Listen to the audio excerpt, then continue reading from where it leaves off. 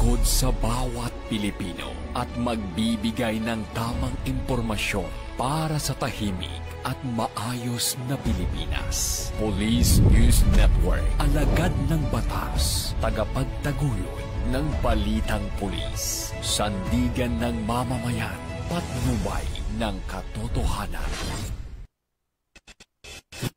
Kampo Krame, maghahatid ng pinakahuling kaganapan at nagbabagang balita. Ito ang PNN Police News Network. At ngayon, ang inyong mga tagapagbalita. Magandang araw, Bagong Pilipinas. Kami ang inyong alagad ng batas, tagataguyod ng balitang pulis. Patrolman Regan Robles mula sa PNP Aviation Security Group.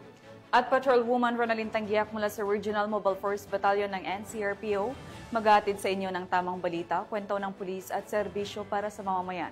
At ito ang PNP News Online. Ang pangunahing balita ng Police News Network, alagad ng batas, tagataguyod ng balitang pulis.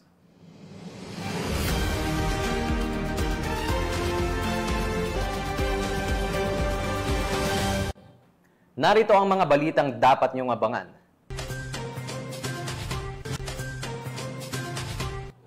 Mahigit 3 milyong pisong halaga ng shabu, nasabat sa high-value individual sa South Cotabato.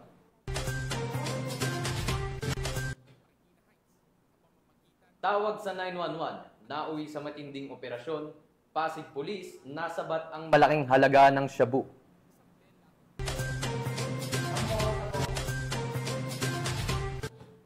At top 2 regional most wanted person sa kasong murder arestado sa Antique.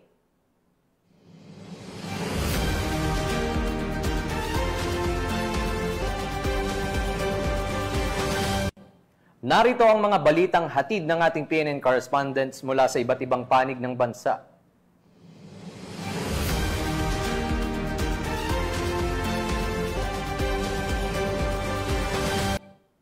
Simulan natin ang balita mula sa bahagi ng Luzon.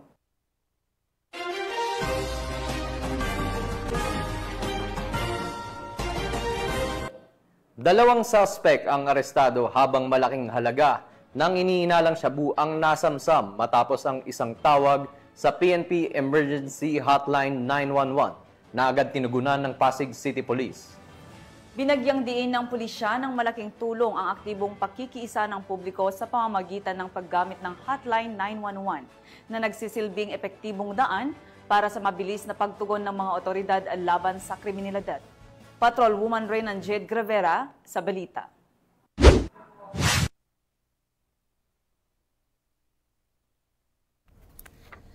Nito lamang August 25, 2025, bandang 4:20 ng hapon, naaresto ang isang lalaki na sangkot sa kaso ng pagnanakaw sa Marikina City. Ayon sa inisyal na investigasyon, August 24, 2025, bandang 8:45 ng gabi, pinasok ng sospek ang isang establishmento sa Barangay Marikina Heights sa pamamagitan ng pagbutas sa bubong at kisame ng naturang gusali.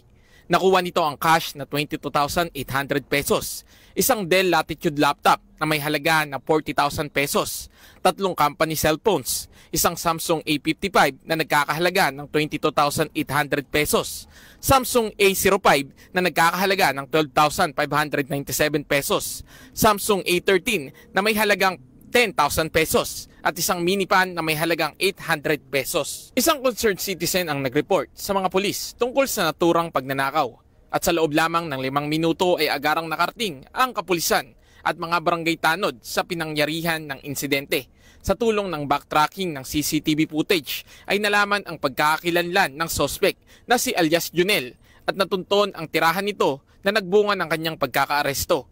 Ang Samsung A13 na nagkakahalaga ng 10,000 pesos ay ang tanging na-recover mula sa suspect habang hindi pa nahahanap ang ibang mga ninakaw na gamit. Si alias Junel ay naharap ngayon sa kasong robbery with force upon things at kasalukuyang nasa custodial facility ng Marikina City Police Station. Pag gusto din ang kapulisan ng Marikina City.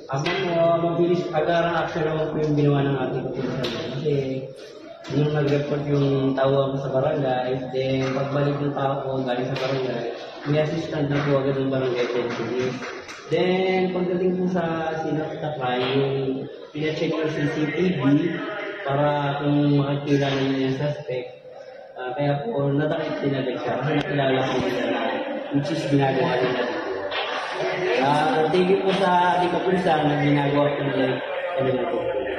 Mula dito sa Eastern Police District, ako ang inyong PNN correspondent, Patrolman Reynan Jade Gravera, alagad ng batas, tagataguyod ng Balitang Pulis. Maraming salamat, Patrolman Gravera.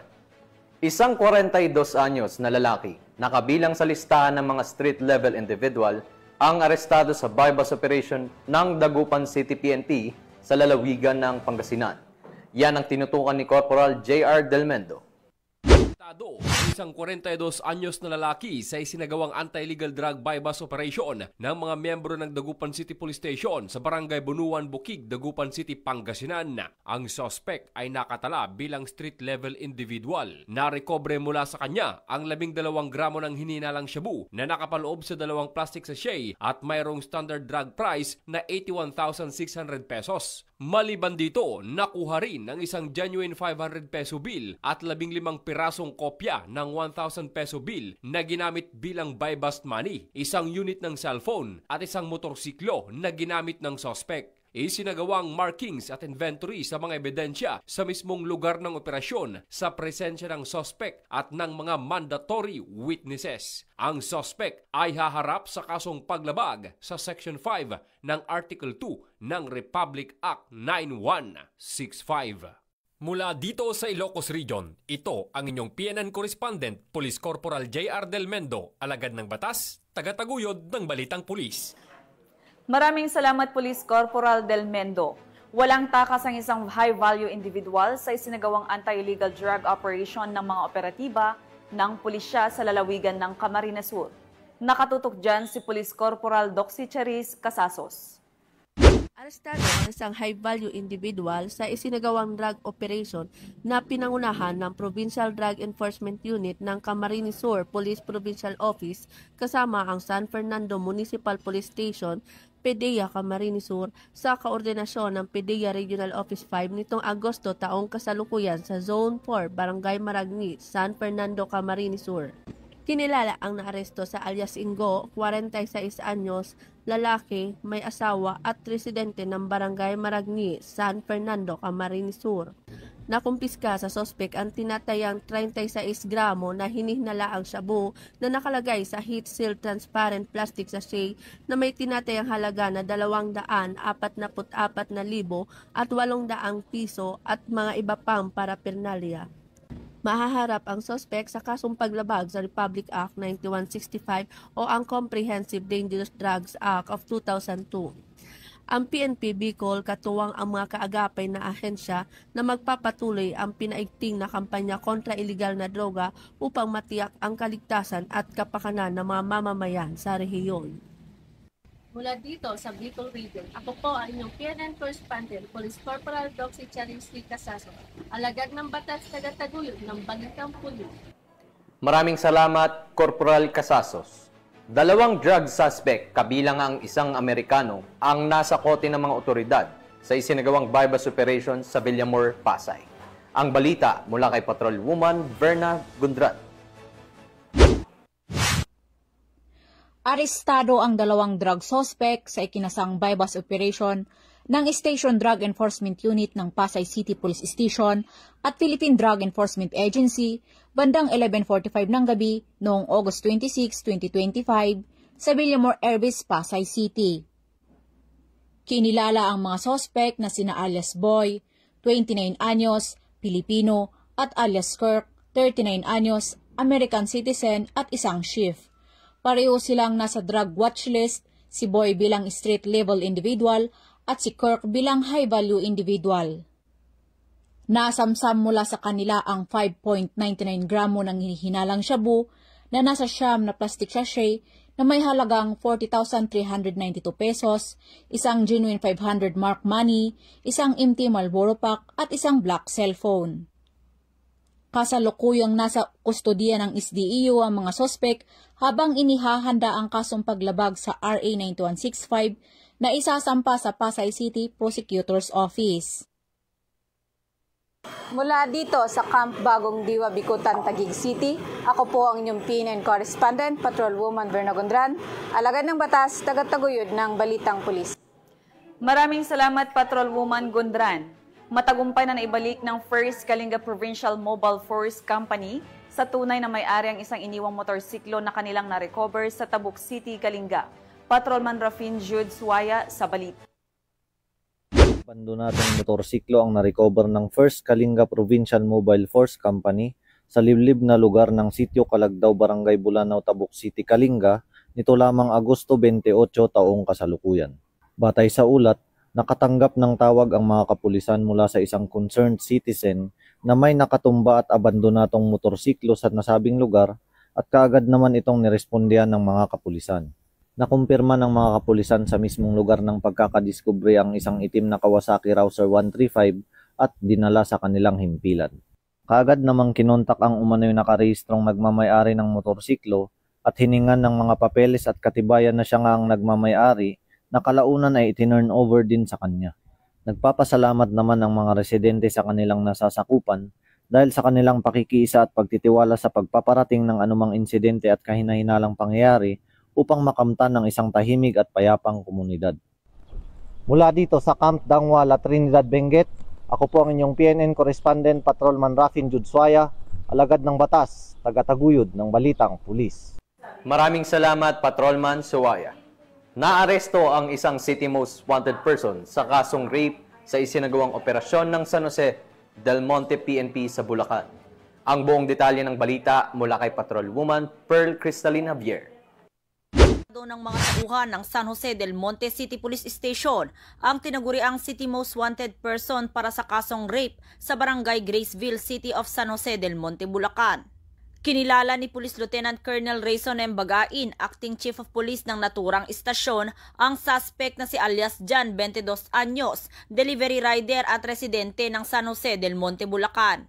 Dakong alas 12 ng hapon ng ikasang operasyon sa pinagsanib na puwersa ng San Jose del Monte City Police Station, 301st Maneuver Company, RMFB-3 at PNP Maritime Group.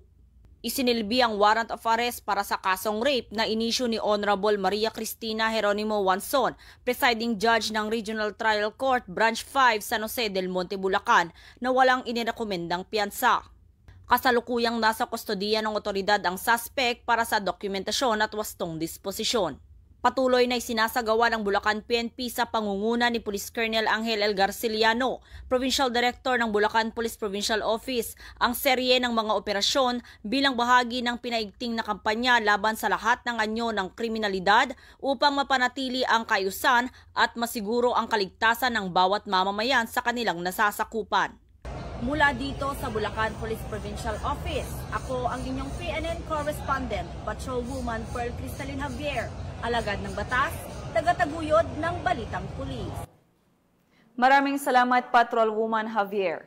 Inaresto ng mga operatiba na Nagcarlan Municipal Police Station ang rank 2 most wanted person sa lalawigan ng Laguna na naharap sa kasong homicide. Nakibalita dyan si Patrolwoman Priscel May Urbano. Rank 2 most wanted person sa lalawigan ng Laguna arestado ng mga operatiba ng Nagcarlan Municipal Police Station sa Barangay Bangka-Bangka, Nagcarlan, Laguna. Kinilala ang suspect na si alias Ed, residente ng Liliw, Laguna. Nahuli ang suspect sa bisa ng warrant of arrest para sa kasong homicide na may inirerekomendang piyansang nagkakahalaga ng 120,000 pesos. Samantala, kasalukuyang nasa kustodiya ng Nagcarlan Municipal Police Station ang nahuling suspect habang inihahanda ang kaukulang proseso para sa kanyang kaso. Mula dito sa PRO Calabarzon, ako ang inyong Police News Network correspondent, Patrolwoman Priscel May Urbano, alagad ng batas, tagataguyod ng Balitang Pulis. Maraming salamat, Patrolwoman Urbano. Sa patuloy na pagbibigay ng kaalaman sa tamang paggamit ng ating mga kakalsadahan at mga batas na pinapatupad dito, isang Road Safety Education Seminar ang isinagawa ng PNP Highway Patrol Group sa Barangay Tinigibian, Puerto Princesa, Palawan. Magbabalita dyan si Patrolman Mark Roland Feliciano. 250 partisipante ang dumalo sa isinagawang seminar ng HPG Mimaropa patungkol sa Defensive Driving at Road Safety Education Seminar sa mga freshman students ng Palawan State University sa PSU Campus sa Barangay Tinigiban, Puerto Princesa City, Palawan nitong nakarang araw. Pinangunahan nga ito ng mga tauhan ng HPG Palawan sa pangunguna ng kanilang provincial officer na si Police Major Randy S. Sibal sa ilalim ng pamumuno ng kanilang regional chief na si Police Colonel Christian B. De La Cruz. Lubos naman ang pasasalamat ng mga estudyante at guro sa ibinahaging kaalaman ng HPG na magagamit nila sa pang-araw-araw na pagpasok sa eskwelahan at pag-uwi sa kanilang mga tahanan. On behalf of Palawan State University, maraming salamat po sa HPG for the advocacy that you have. Thank you because our students learned a lot and this would really help also the traffic here inside the school campus. Thank you very much, HPG. Ang mga ganitong aktibidad ay daan upang makaiwas ang ating mga kababayan sa mga aksidente na nagaganap sa ating mga lansangan at madagdagan ang kanilang kaalaman sa mga batas na ipinatutupad sa ating mga kalsada at maituro ang disiplina sa tamang paggamit nito. Paraan din ito upang mas maimulat ang bawat isa sa kahalagahan ng mga ganitong usapin, mapa-estudyante, guro o simpleng mamamayan. Ang kaayusan at kaligtasan ng bawat kalsada ay nagmumula sa kaalaman at disiplina sa tamang paggamit nito. Bilang Guardian of the Highways, magpapatuloy ang HPG sa pagpapalaganap ng importansya ng road safety at pagsunod sa mga batas trapiko sa ating mga kakalsadahan. Kami ang Highway Patrol Group, ang kakampi nyo sa kalsada na patuloy na magbibigay ng serbisyong HPG. Dahil dito sa ating bagong Pilipinas, ang gusto ng pulis, ligtas ka. At sa iba pang balitang serbisyong HPG, tumutok lamang sa aming YouTube channel at Facebook page na Police News Network. Mula sa tanggapan ng kakampi nyo sa kalsada, ako po si Patrolman Mark Roland Feliciano para sa Police News Network, alagad ng batas, tagataguyod ng balitang pulis. Maraming salamat, Patrolman Feliciano. Matagumpay na naisagawa ang Southern Isabela Barangay Peacekeeping Action Team Summit 2025 kung saan mahigit 1,200 na miyembro mula sa iba't ibang bayan sa Southern Isabela ang lumahok. Yan ang balitang hatid ni Patrolwoman Leni Lorenzo. Matagumpay na naisagawa ang Southern Isabela Barangay Peacekeeping Action Teams Summit 2025 na may temang Bayanihan for Protection, Action and Transformation in Security sa Etxague Evacuation Center, Barangay San Fabian, Etxague, Isabela, nito lamang ika-27 ng Agosto taong kasalukuyan. Dinaluhan ang pagtitipon ng kabuuang 1,224 BIPATS members mula sa bayan ng Alicia, Angadanan, Cordon, Etxague, Jones, San Agustin, San Guillermo, San Isidro at Ramon, Isabela.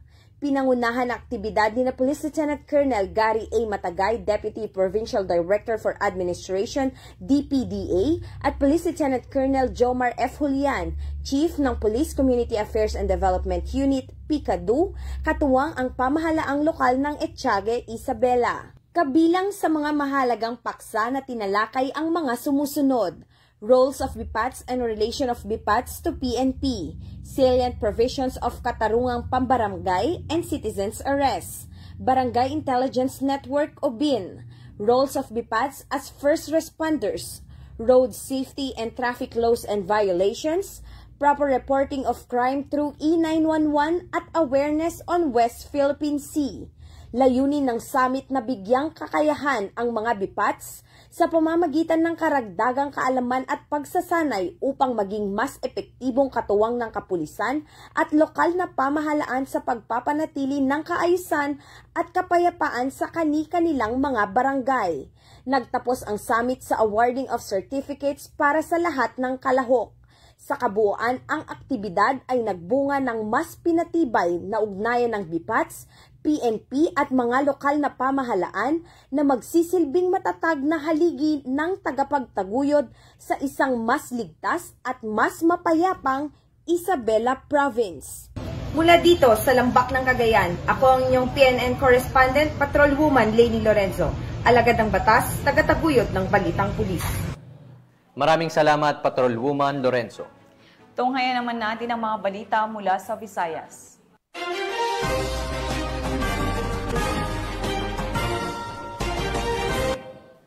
Tinatayang mahigit kalahating milyong pisong halaga ng hinihinalang shabu ang nasamsam ng kapulisan sa ikinasang operasyon sa Barangay La Paz, Iloilo City. Patuloy naman ang kampanya ng PNP laban sa iligal na droga at nananawagan sa publiko na makipagtulungan upang mapanatili ang kapayapaan at kaayusan sa lungsod. Nakatutok dyan si Patrolwoman Lynette Sablon. Arestado ang isang lalaki sa isinagawang buy-bust operation ng Station Drug Enforcement Team ng Iloilo City Police Station 2 sa ilalim na pamumuno ni Police Captain Jeffrey Delgado, officer in charge ng ICPS-2 sa Zone 4 Barangay Kaingin, La Paz, Iloilo City, dito lamang 28 ng Agosto taong kasalukuyan. Kinilala ang suspect na si alias Aching, 32 taong gulang, isang construction worker, may asawa at 2 anak, at residente ng naturang lugar. Nabili kay alias Toto Aching ang isang sachet na inihinalang shabu gamit ang 3,100 pesos na buy-bust money. Na-recover din mula sa suspect ang 6 pang sachet na inihinalang shabu na nakalagay sa isang black plastic box, isinilid sa maliit na brown envelope at nakabalot ng face mask na kulay itim. Tinatayang aabot sa humigit kumulang 75 gramo ang buong bigat na nasamsam na iligal na droga na may halagang tinatayang 510,000 pesos base sa standard drug price. Kasalukuyan na sa kustudiya ng ICPS-2 ang suspect para sa dokumentasyon at naharap sa kasong paglabag sa Republic Act 9165 o Comprehensive Dangerous Drugs Act of 2002. Patuloy na ipinapakita ng PNP ang kanilang dedikasyon sa paglaban sa iligal na droga para sa kapayapaan at seguridad ng bawat mamamayan. Mula rito sa Western Visayas, ako ang inyong PNN correspondent, Patrolwoman Lynette Sablon, alagad ng batas, tagataguyod ng Balitang Pulis. Maraming salamat, Patrolwoman Sablon. Huli ngayon ng mga operatiba ng PNP Special Action Force at Criminal Investigation and Detection Group ang nakatalang top 2 regional level most wanted person sa kasong murder sa Barangay San Jose, Antique. Narito ang report ni Corporal Marcelino Termenes. Arestado ang isang kilalang suspect na si alias Dennis na number 9 regional level most wanted person ng Pro 13 para sa third quarter ng 2025 sa isinagawang joint operation ng 15th Special Action Company, 1st Special Action Battalion ng PNP SAF katuwang ang Criminal Investigation and Detection Group, Surigao del Sur Provincial Field Unit na nagsilbing lead unit at iba pang sangay ng PNP sa Barangay Mangagoy, Bislig City, Surigao del Sur. Ang pag-aresto ay sinagawa batay sa warrant of arrest na may criminal case number 25-2026 para sa kasong robbery with homicide na inilabas ng RTC Branch 55 10th Judicial Region, Trento, Agusan del Sur noong June 26, 2025. Kasalukuyang nasa kustodiya ng CIDG Surigao del Sur PFU ang naarestong suspect para sa kaukulang dokumentasyon at disposisyon. At mula dito sa headquarters sa Fort Santo Domingo, Santa Rosa City, Laguna, ang tahanan ng inyong tagaligtas. Ako ang inyong PNN correspondent, Police Corporal Marcelino Termenes, alagad ng batas, tagataguyod ng Balitang Pulis. Maraming salamat, Police Corporal Termenes. Walang kawala sa batas ang isang menor de edad matapos mahulihan ng mahigit 400,000 pisong halaga ng hinihilalang shabu sa ikinasang operasyon ng kapulisan sa lungsod na ito. Yan ang tinutukan ni Patrolwoman Annalyn Canoog. Higit 400K na halaga na ininalang shabu mula sa isang minor de edad sa nilunsad na buy-bust operation sa Ludo Cemetery, Barangay Careta, Cebu City nito lamang Miyerkules, ika-27 ng Agosto sa taong kasalukuyan. Kinilala ni Police Colonel Enrico Figueroa, Acting City Director ng Cebu City Police Office ang suspect na si alias Aking, 15 taong gulang, residente ng Sitio Kalapukan, Barangay Careta, Cebu City. Dakong alas 3:20 ng hapon na magsagawa ng buy-bust operation ng mga partiba na kung saan naaresto ang nasabing suspect. Nakuha mula sa suspect ang 11 pakete na hinalang shabu na aabot sa 65 na gramo at may standard drug price sa 442,000 pesos. Itim na bag na ginamit bilang lagay ng mga illegal na droga at buy-bust money. Agad nilala ang suspect sa Cebu City Police Office Custodial Facility para sa dokumentasyon at tamang disposisyon. Patuloy ang maigting na kampanya ng kapulisan laban sa illegal na droga bilang bahagi ng advokasya para sa saligtas at maayos na pamayanan sa ilalim ng bagong Pilipinas. Mula dito sa Cebu City, ako yung PNN correspondent,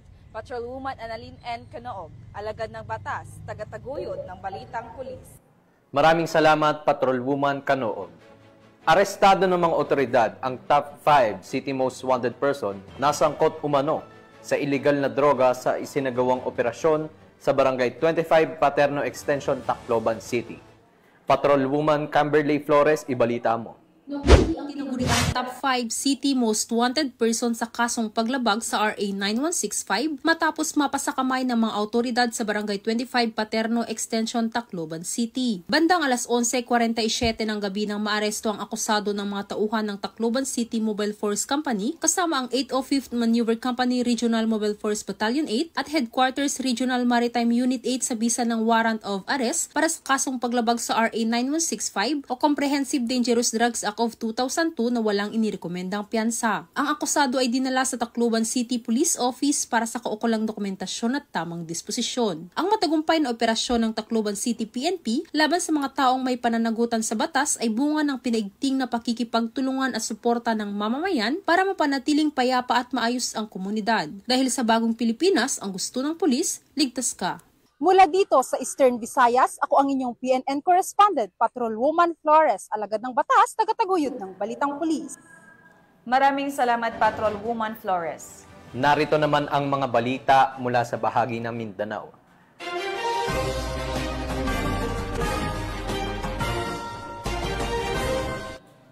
Nasukol ng mga otoridad ang isang high-value individual na umano'y sangkot sa malakihang kalakalan ng illegal na droga sa isang ikinasang bypass operation sa Polomolok, South Cotabato.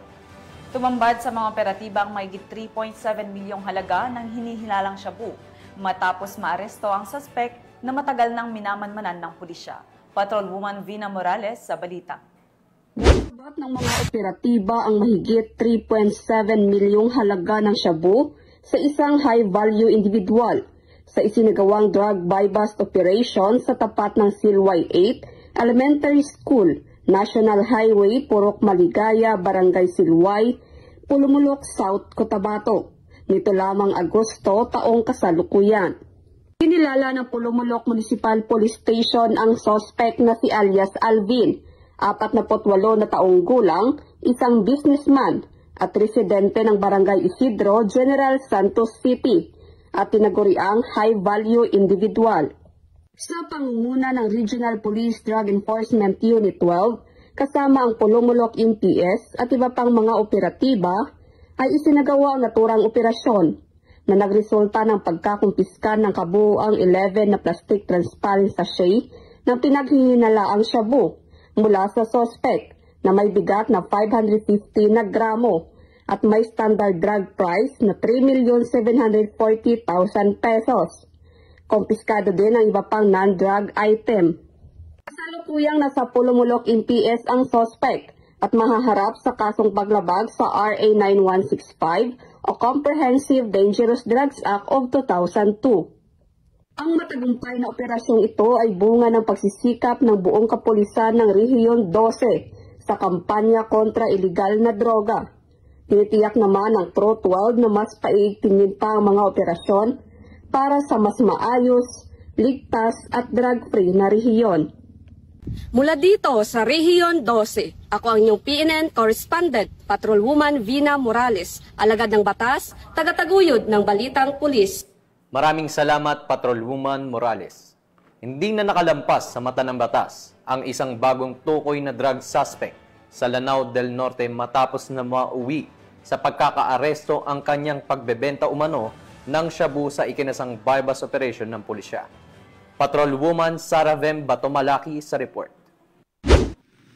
Arestado ang isang newly identified drug suspect sa isinagawang joint buy-bust operation ng Provincial Drug Enforcement Unit Lanao del Norte PPO, Provincial Intelligence Unit, katuwang mga kapulisan ng Kapatagan Municipal Police Station sa poblasyon Kapatagan, Lanao del Norte. Kinilala ni Police Colonel Leo Swa, Acting Provincial Director ng Lanao del Norte PPO, ang drug suspect na si alias Saddam, 35 taong gulang, lalaki, may asawa, residente ng nasabing lugar. Sa ikinasang joint buy-bust operation ng mga operatiba ay nagresulta sa pagkakakumpiska ng mga pakete ng hinihinalang shabu na may bigat na 7.4 grams at may standard drug price na 50,320 pesos, isang 500 peso bill na ginamit bilang buy-bust money at iba pang mga drug paraphernalia.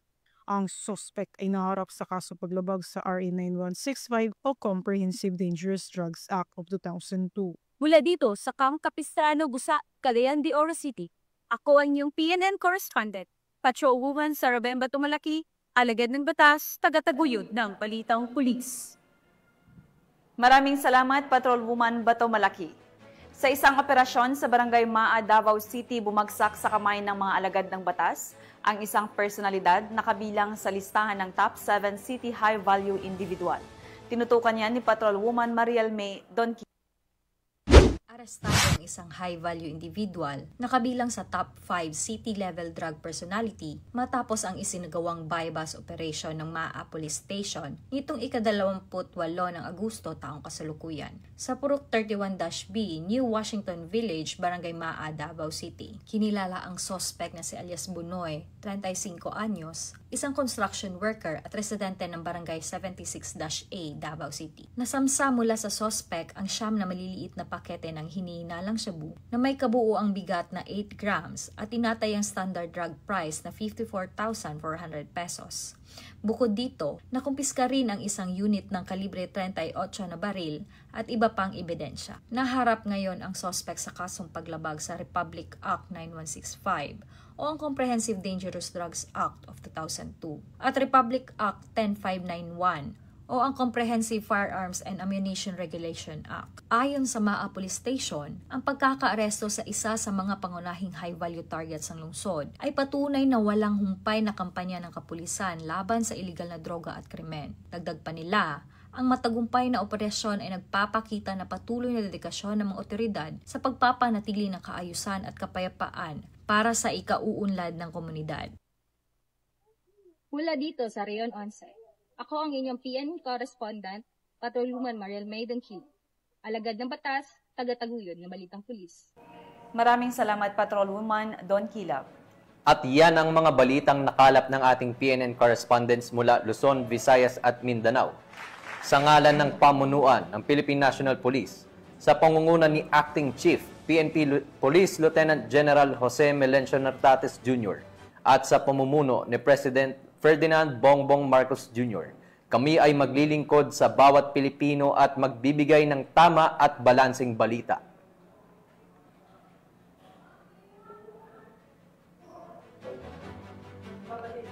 Mula rito sa tanggapan ng tagapag-ugnay ng Pambansang Pulisya, kami ang inyong alagad ng batas, tagataguyod ng Balitang Pulis, Patrolman Regan Robles mula sa PNP Aviation Security Group, at Patrolwoman Ronelyn Tanggiak mula sa Regional Mobile Force Battalion ng NCRPO, maghahatid sa inyo ng tamang balita, kwento ng pulis at serbisyo para sa mamamayan. At ito ang PNP News Online. Ang pangunahing balita ng Police News Network.